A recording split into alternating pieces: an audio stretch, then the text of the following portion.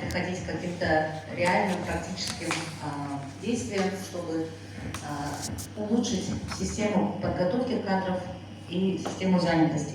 Сегодня у нас, помимо большого количества работодателей, присутствуют представители служб занятости города Бишкек, Чуйской области, а также формальных и неформальных провайдеров обучения, образовательных организаций и также общественных организаций, некоммерческих организаций, которые занимаются вопросами обучения взрослых и профессионального образования.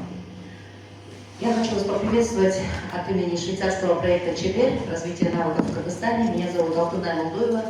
Я являюсь заместителем руководителя этого проекта. И хотела бы вначале сказать такую небольшую организационную заметку сделать. У нас сегодня, к сожалению, заболела коллега Акима Урзалиева, которая, в принципе, ведет как компонент вот это диалога между различными игроками системы профессионального обучения. Поэтому мы сделали небольшие изменения в программе. Мы поменяли местами вот последнюю презентацию, поставили выше. Таким образом, сначала я расскажу вам немножко о нашем проекте. Большинство присутствующих здесь уже, я думаю, в общих чертах знакомы с деятельностью проекта. Кто-то плотно работает уже с нами на протяжении 2 лет. Но так как есть и новые лица, вкратце постараюсь дать информацию. После этого мы хотели бы поделиться с вами международным опытом и рассказать о том, как выстроено сотрудничество государственного и частного секторов в системе профессионального образования Швейцарии и обсудить в целом, как можно наладить и улучшить координацию между провайдерами обучения и работодателями в Кыргызстане с фокусом сегодня на новую в стране систему валидации и сертификации профессиональных навыков. Ну, давайте начнем, да? Сначала о проекте. Наш проект финансируется правительством Швейцарии, реализуется в Кыргызской республике швейцарской же организацией Helvetas West Corporation. Охват проекта все регионы Кыргызской республики. Сейчас мы активны во всех областях, кроме Таласской. В 2026 году мы планируем также заходить в Таласскую область. И основная цель проекта – развивать устойчивые механизмы неформального обучения. Почему мы делаем акцент на неформальном обучении? Потому что в условиях сегодняшнего дня, когда рынок труда у нас меняется очень быстро, на глазах, те профессии, которых вчера только не было, появляются. Какие-то профессии сейчас очень быстро отмирают, и данные Международного экономического форума свидетельствуют о том, что за 21 век сменяемость профессий, она достигла небывалых таких оборотов. И, допустим, только недавно мы говорили о профессии веб-дизайнера как о такой новой профессии, которая возникла в связи с развитием технологий. Но уже вот последние исследования экономического форума показывают, что развитие искусственного интеллекта приведет к тому, что уже через лет 5 профессия веб-дизайнера уже станет устаревшей. То есть ее с успехом заменят автоматизированные системы. Да? И когда рынок труда и востребованность навыков меняется такими бешеными темпами, нам кажется, что именно неформальный сектор образования обладает достаточной гибкостью для того, чтобы реагировать также в оперативном темпе на вот эти изменения и обновляющиеся требования. Поэтому мандат нашего проекта предусматривает именно усиление частных провайдеров обучения, в том числе и участников формальной системы профессиональных лицеев, в том, чтобы организовывать профессиональные лицеи, мы будем сотрудничать с ними поскольку они будут предлагать неформальные гибкие возможности для обучения. Ключевыми партнерами нашего проекта являются, в первую очередь, отраслевые министерства наши. Самые важные из них – это Министерство труда, социального обеспечения и миграции, и Министерство образования, которое сейчас разделилось, как вы знаете, на два министерства – просвещения и высшего образования. Но по большей части система профессионального образования она осталась в ведомстве Министерства просвещения. Кроме того, мы работаем тесно с Министерством экономики и коммерции, в частности, в рамках реализации программы по выведению бизнеса из тени. То есть одним из ключевых требований выхода бизнеса из тени является требование, что все сотрудники, все работники бизнеса фактически соответствуют той квалификации, которую требует их рабочее место.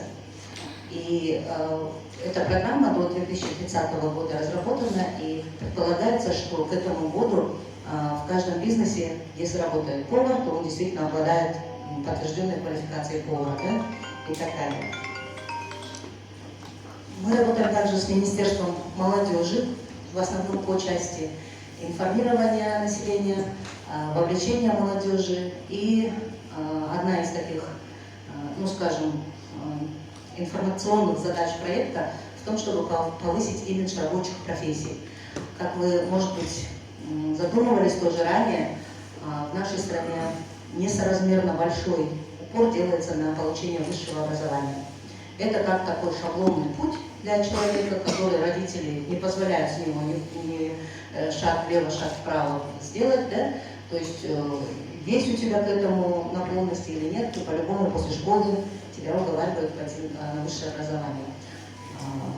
И очень часто это образование, результатом его является только получение диплома о высшем образовании, а человек работает потом, как вы знаете, вообще в сферах, которые никак не связаны, да, с его базовым образованием. Конечно, нашими ключевыми партнерами являются провайдеры неформального профессионального обучения, как существующие, так и начинающие, бизнес-ассоциации, работодатели, местные органы власти и само население, то есть местные сообщества, которым тоже нужно уже доносить для них информацию о том, что нужно быть более активными в обучении на протяжении всей жизни и в том, чтобы приобретать на протяжении всей жизни дополнительные востребованные профессиональные навыки. Ну, основными проблемами, предпосылками для разработки нашего проекта является то, что, как я уже сказала, формальное образование, оно очень часто сейчас, образование, предлагаемое профлицеями, не соответствует международным стандартам. Международные стандарты во всех отраслях тоже не стоят на месте, они тоже развиваются.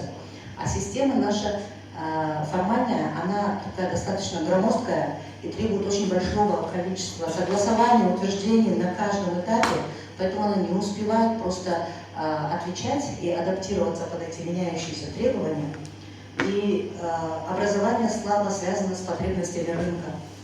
То есть рынок требует специалистов, обладающих определенными компетенциями, определенными навыками, но система образования, к сожалению, не всегда способна предоставить кадры, которые обладают этими навыками. И отсутствует вот эта связка, мостик между сферой занятости и сферой образования, которая бы позволяла точно определить, какие сейчас навыки нужны, и разработать учебные программы, которые развивают эти навыки. Часто у нас, как результат этой системы и других факторов, молодые люди у нас работают неформально, на низкооплачиваемых должностях, без контрактов и без каких-либо механизмов защиты. При встречах с бизнесом стало ясно, что недостаток квалифицированной рабочей силы – это ключевой барьер для развития. И когда посмотришь, как функционируют очень многие бизнесы в стране, это становится очевидным. Даже не слабая инфраструктура, не отсутствие оборудования, потому что можно купить дорогое, закупить оборудование, и примеры этого есть, да? Но если им управляют операторами, его являются низкоквалифицированные кадры, то самое дорогое оборудование, оно будет неэффективным. Пути решения этих проблем в рамках нашего проекта мы видим в чем? В том, чтобы способствовать вовлеченности работодателей в разработку и проведение курсов, в том, чтобы наладить вот этот мостик, способствовать координации всех игроков системы. повышать осведомленность населения об обучении на протяжении всей жизни, что обучение не обязательно должно проходить в стенах формального учебного заведения, что учиться можно в любом возрасте, в любом формате, как онлайн, так и офлайн, что обучение бывает неформальным, это любые курсы, онлайн-курсы, какие-то структурированные программы обучения, которые мы получаем, да? И, допустим, очень многие сейчас заканчивают, да, курсы там СММщиков, мобилографов и так далее. Это неформальное обучение. Помимо этого есть еще информальное обучение. Это просто тот опыт и те навыки, которые мы накапливаем не структурированным путем, а просто в ходе нашей жизни, да? Те же мигранты, которые съездили, допустим, проработали много лет в России, работали на стройках и практическим путем приобрели определенные навыки, они приобрели их информальным путем. Если даже мама научила свою дочь, допустим, печь какой-то хороший текст, это тоже информальное образование, это навык, который ее дочь получила в ходе своей жизни.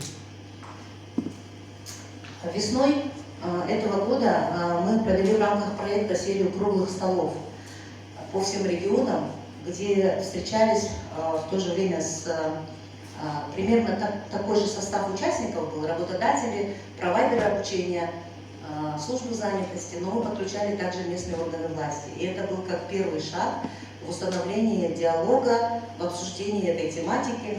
И одним из главных барьеров, которые отметили наши участники на круглых столах, это было очень слабое отсутствие координации между ними.